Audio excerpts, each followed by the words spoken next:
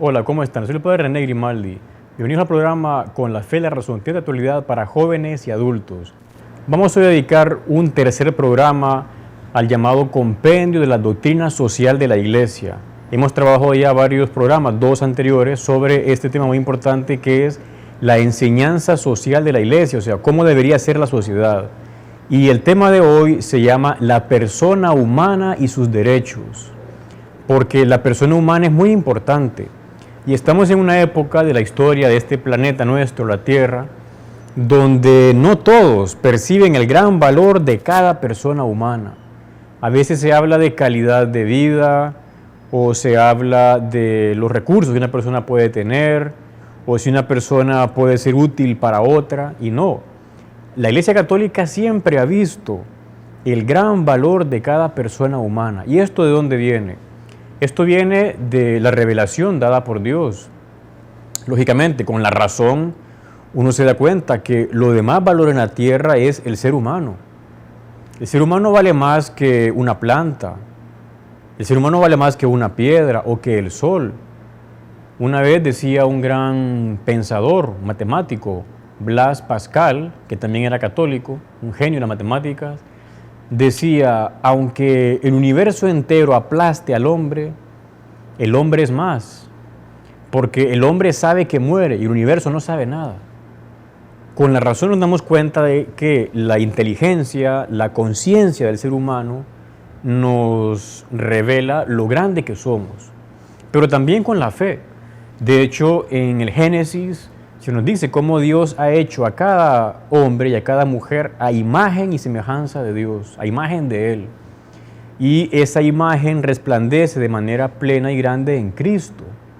Tenemos en Jesucristo nuestro Señor, Cristo que es Dios, que se hace hombre, que se hace humano. Tenemos la plenitud del ser humano. Por eso la Iglesia Católica, tanto con la fe como con la razón, ve el gran valor de cada ser humano. Quería referirme a un texto que viene en este compendio de la doctrina social de la Iglesia. Es un texto del Vaticano II, Constitución Gaudium et Spes, en la que trabajó Juan Pablo II, siendo el cardenal. Dice, Cristo, el Hijo de Dios, con su encarnación, se ha unido en cierto modo con todo hombre, con toda persona, hombre, mujer, budista, ateo, católico. Cristo está unido a nosotros, con todo ser humano, en cierto modo, en cierta manera. Y en el fondo todos deberíamos tener ese deseo de buscarlo a Él. Luego decimos que en la vida social la centralidad debe ser siempre de la persona. Ojalá que todas las relaciones sociales se estructuren de tal modo que la persona humana tenga un gran valor de sí. Y el ser humano que no sea tratado como un objeto, sino como un sujeto. De hecho, quizás usted que me escucha ahora se da cuenta cómo en varios ambientes a veces se trata a las personas como objetos, ya sea en modos de diversión, en espectáculos indecentes, donde se comercializa con la carne o el cuerpo humano para presentarlo eróticamente, a veces en modo de cómo se trata a los empleados, en algunas fábricas o en campos de producción. Y no hay que ver a las personas como objetos, sino como sujetos, con un fundamento, con una gran finalidad. Por eso, durante siglos, la Iglesia Católica ha custodiado la inviolable dignidad de cada ser humano. Cada ser humano. No importa la edad, el color, el sexo, su religión. Recuerdo que hace algunos años, leyendo unos textos de Santo Tomás de Aquino, un santo muy importante, muy inteligente del siglo XIII, él decía que no se puede bautizar a un niño, por ejemplo, judío, hasta que ya él tenga uso de razón, o sea que si él quiere. Si sus padres no lo permiten, no se puede. En este sentido, él hablaba de respetar la libertad de la persona, ni siquiera en algo tan grande como es dar el bautismo cristiano. Si los padres no quieren, o esa criatura siendo de otra religión, no tiene conciencia o digamos aún no tiene la edad de la discreción, pues no se le puede bautizar hasta que él o sus padres quieran. Por eso la Iglesia Católica ha custodiado esa dignidad. Quizás podrían decir, bueno, pero ¿y los tiempos de la Inquisición o las cruzadas? Ya dedicamos programas a eso. Ya vimos cómo las cruzadas fue un intento de rescatar los lugares santos, la tierra santa donde vivió Jesús, tierras que antes habían sido cristianas durante la época del Imperio Romano. Y bueno, ahí hubo una serie de luchas, batallas, con la finalidad de rescatar esos lugares santos. O vamos a decir también el tema de la Inquisición. Ya dedicamos un programa entero. La Inquisición era investigación, investigar si realmente alguien era culpable o no. Y en muchos casos sirvió. De hecho, se habla que de los casos llevados a la Inquisición, solo el 2% terminaron en ejecuciones. O sea que en buena parte sirvió, en su inmensa mayoría, para evitar asesinatos o esos castigos que acababan con la vida humana. De todas maneras, hay que reconocer, y por eso se ha pedido perdón por los abusos que se han dado en esos campos y en otros. Pero en general decimos que la Iglesia Católica busca custodiar la dignidad de cada ser humano. Y sobre todo, como decía al inicio, se basa esto en que hemos sido creados a imagen de Dios, imago Dei, dice el Génesis. Creó pues Dios al ser humano a imagen suya. A imagen de Dios le creó, varón y hembra los creó. Cuando se habla del hombre en el Génesis, hace referencia al ser humano, ya sea varón o mujer. Ambos tienen la misma dignidad. Y decimos que el ser humano es capaz de Dios, capax Dei. Usted que me escucha seguramente reza.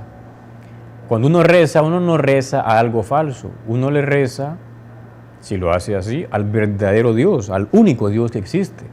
Su nombre es Yahvé. Jesucristo, Jesús, se dice en hebreo Yahvé que salva. Es el mismo nombre. Nos dirigimos al Dios uno y trino, Padre, Hijo y Espíritu Santo. El ser humano es capaz de entrar en diálogo con Dios. Los animales no rezan, nosotros sí. Nuestra dignidad también se basa en esta capacidad de entrar en diálogo con Dios. Y decimos que el ser humano también es un ser social por naturaleza. Allá por el siglo XVII, XVIII, algún pensador decía que el ser humano es un ser social por conveniencia, por contrato social, y no. El ser humano es social por naturaleza. Necesitamos de los demás.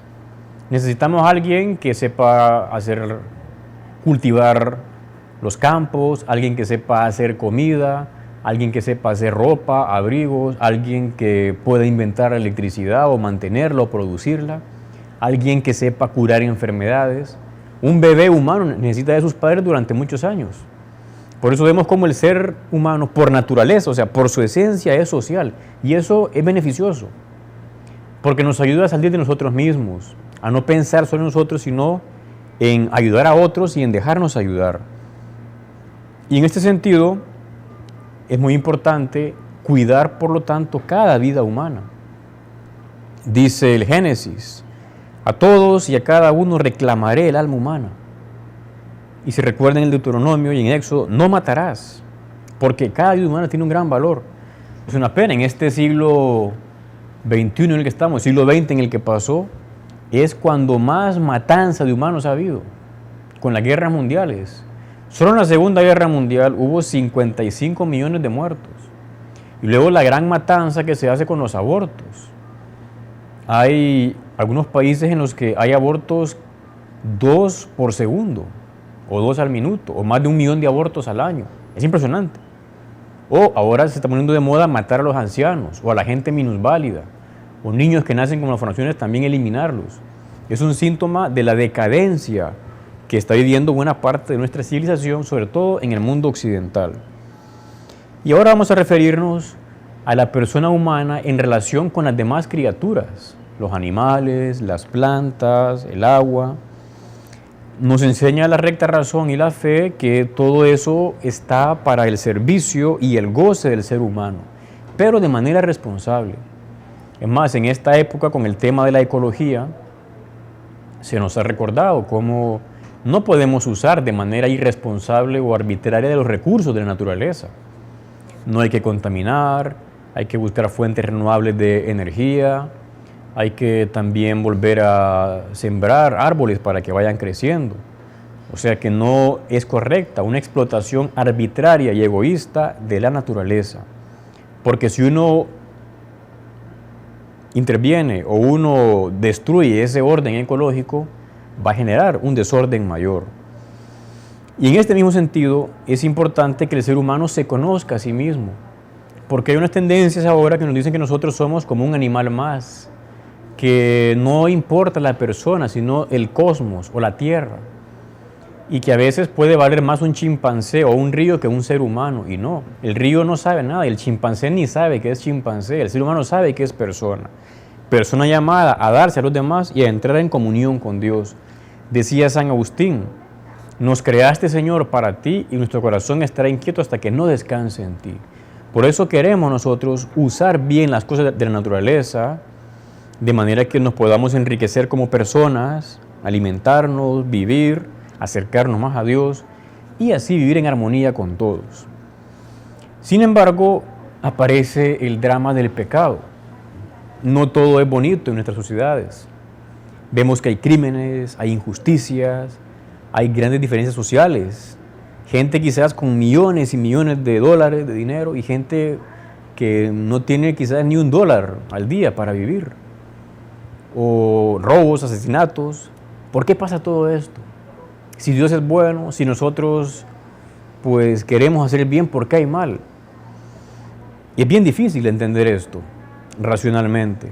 Hablando de Pascal, ese era matemático del siglo XVII, decía Pascal: con el pecado original todo se entiende, sin el pecado original nada se entiende. Y esta es una verdad de fe. Al inicio el ser humano estaba en armonía con Dios, los primeros padres, llamados Adán y Eva, el hombre y la mujer, y en un momento desobedecieron y pecaron. Y entonces el pecado genera un gran desequilibrio en nuestra ecología humana. Por eso el pecado original y cada pecado que cometemos va generando un gran desorden, una gran injusticia en la persona y a su alrededor. En estas épocas nuestras en las que vemos que el pecado está de moda, la gente a veces se jacta o se enorgullece de hacer pecados. Y en muchas películas se nos presentan pecados de violencia, de erotismo, de sexualidad, de pornografía o de robos. En las telenovelas a veces. Por eso hay tanto desorden en el mundo, porque el ser humano no está en paz, no está en equilibrio. El pecado es una verdadera tragedia para la persona, no es algo ficticio, el pecado es real. Y entre más se niega el pecado y menos se intente combatirlo, más daño nos hacemos a nosotros mismos. Por eso en cierta manera se habla de que el pecado o todo pecado es social. El pecado también genera un mal social. O sea, con cada pecado uno se aleja de Dios, rompe la comunión con Dios o la amistad con Dios, si fue grave el pecado. También uno se hiere a sí mismo y a uno se aleja de los demás, se separa de los demás o ya los ve con otros ojos, con menos deseos de ayudar. Cada pecado es como una bomba, una sacudida interna, sobre todo si es un pecado grave. Se habla de la alienación que el pecado genera o división. Por eso hay que ver cómo uno hace para evitar esos pecados, o si los ha hecho, ir cuanto antes al sacramento de la confesión, de la reconciliación.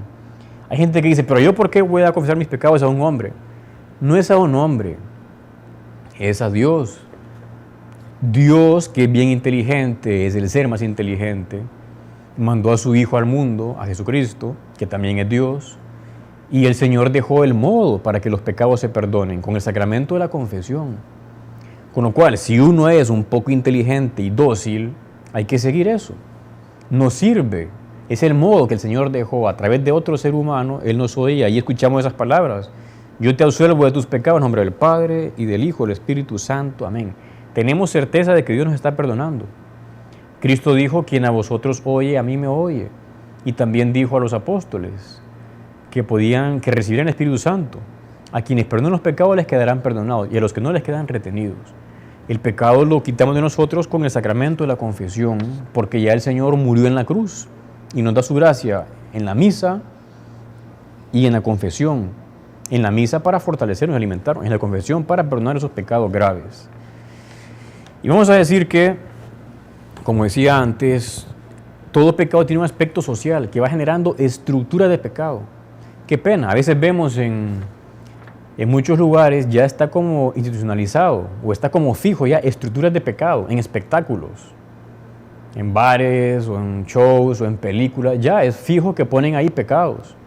O a veces la corrupción está ya de manera estable en algunos lugares, en la policía o en el gobierno o en las aduanas o a la hora de hacer licitaciones públicas o en empresas. No me refiero a un país en concreto, sino en general. Eso va generando el pecado que se crea en estructuras que favorecen a pecar, o la publicidad que se da a los jóvenes, que los incitan a no ser vírgenes antes del matrimonio. Hace poco el Papa Benedicto habló en Brasil diciendo a los jóvenes que habían que decir no a los medios de comunicación que se burlan de la virginidad antes del matrimonio o a la fidelidad dentro del matrimonio. Esos son, por ejemplo, esos medios, ejemplos de estructuras de pecado que van desordenando, y por eso hay tanto caos en las familias y tantos divorcios, separaciones y niños que nacen fuera del matrimonio, porque no hay una verdadera educación, no se valora lo que es la castidad. Pero no hay que desesperarse. Así como el pecado es universal y se da en todos los ámbitos, también es universal la salvación traída por Cristo. Porque si no, uno podría caer en una falsa angustia y también en una consideración pesimista del mundo y de la vida. Cristo dice, no temáis, yo he vencido al mundo. Lo que importa es seguir a ese Cristo, entrar en comunión con Él, recibir su vida, su gracia que la Iglesia nos da a través de los sacramentos, de la escucha de su palabra en la Santa Misa o en la oración personal.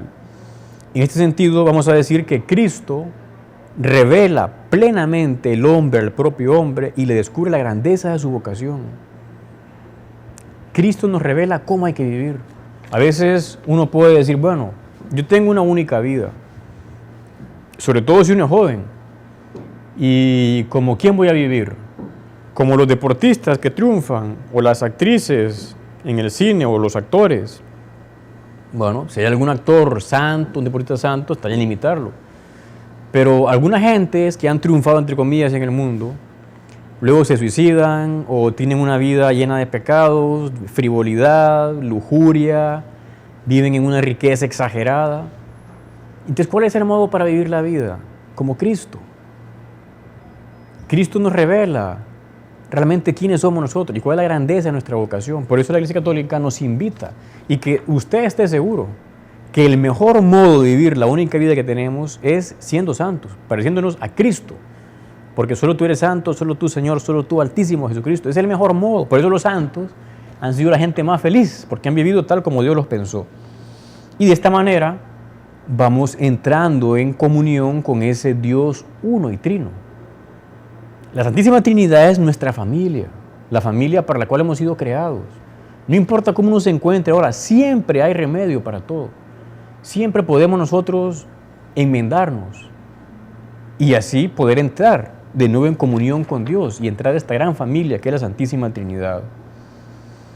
Vamos ahora a referirnos a las múltiples dimensiones de la persona humana, porque a veces han habido intentos o hay posturas actuales de reducir al ser humano. No hay que verlo como una individualidad absoluta que depende solo de sí, ni como mera célula de un organismo, un sistema o un estado. Algunos gobernantes se creen que son como eternos o los reyes y ven a las personas como hormigas. Ellos son los únicos como con dignidad. No, cada ser humano es digno por sí mismo de ser amado. Y vamos a decir que nosotros somos seres compuestos de una unidad de alma y cuerpo. Tenemos cuerpo y alma. Por eso debemos cuidar tanto nuestro cuerpo como nuestra alma. En nuestra época está de moda cuidar más el cuerpo y no tanto el alma. Hace 1000 años estaba más de moda, y creo que era más sensato, cuidar más el alma y no tanto el cuerpo. En el siglo XX, XXI, hay un culto al cuerpo. La gente quiere andar exactamente sin ninguna libra de más y todo de salud. Ok, está bien, en cierta manera. Pero si a usted no le importa su alma, dice el Evangelio, ¿de qué le sirve a uno ganar el mundo si pierde su alma? ¿De qué le sirve a uno cuidar su cuerpo y andar todo sin ninguna arruga o sin ningún tipo de colesterol si pierde su alma? Ambas cosas, cuidar el cuerpo dentro de lo razonable y cuidar el alma. Diríamos no tanto dentro de lo razonable, sino dentro de lo que hay que cuidarlo. Una vez daba un santo un consejo, Santo Tomás de Aquino decía, nunca se duerma usted con un pecado mortal, porque no sabe si el día siguiente se va a despertar, con lo cual vaya y confiésese cuanto antes para limpiarse de ese pecado. El ser humano se da cuenta que es diferente. Nosotros somos capaces de trascender. De hecho, programas de televisión solo los hacen y los ven seres humanos. Los animales no son capaces de esto, de la televisión o de internet. Y a la vez de entrar en comunión con gente que está en otros sitios y sobre todo en comunión con el Dios que nos ha creado a nosotros. Y vamos a decir que por esto, o como antes me he referido, en la investigación científica o en los programas sociales y culturales que se hagan, todos deben estar presididos por el primado de cada ser humano. Que no hayan programas de televisión, que no hayan experimentos científicos o diversiones en las que se denigre o se burle la dignidad de la persona. Que no se use a los hombres o a las mujeres como objetos, como cosas que se pueden mostrar o que se pueden explotar hasta reventar. No, eso no es justo. La persona no puede ser instrumentalizada. El ser humano no es un instrumento. A veces ni modo, hay trabajos bien cansados o difíciles. Pero ahí se debería ver cómo los empresarios o quien contrata a aquella gente les ayuda para que aquel trabajo sea más llevadero. Dice un texto de este compendio de la doctrina social de la Iglesia, dice: en ningún caso la persona humana puede ser instrumentalizada para fines ajenos a su mismo desarrollo, sean de carácter económico, social o político, ni siquiera en nombre del presunto progreso de la comunidad civil en su conjunto o de otras personas en el presente o en el futuro. Ya está de moda hacer experimentos en humanos, en embriones, en fetos, no se puede. O ya está de moda en algunos países poniéndose el hacer bebés de repuestos, para luego sacarles algún órgano o para más adelante clonarlos y de ahí sacar órganos para otro. Estamos llegando a unos niveles de locura. Gente que perdió la fe también perdió la razón. Y para ir acabando, vamos a referirnos a un tema muy importante que es la libertad. La libertad de las personas. Dios ha querido que seamos libres y por eso nadie nos puede quitar la libertad a nosotros. Ningún gobierno totalitario, de derechas o de izquierdas, si es que aún existe esa nomenclatura. Decía alguien que el comunismo fue el mayor sistema de esclavitud que se inventó en el siglo XX. Y decía alguien, en el comunismo el hombre explota, perdón, en el capitalismo el hombre explota al hombre. Y en el comunismo es al revés. Bueno, se entiende, un capitalismo salvaje, donde no se procura buscar el bien común o ayudar a gente a la cual no le llegan esos recursos de libre mercado. Son temas muy interesantes, en el sentido de que no se puede a la persona privar de su libertad y de su dignidad. Y luego es clave entender que esta libertad nuestra no es absoluta. Nosotros estamos siempre en dependencia de Dios. Y eso no es algo malo, o no nos reduce, más bien nos engrandece. No sé, o sea, si alguien compra una computadora o un carro,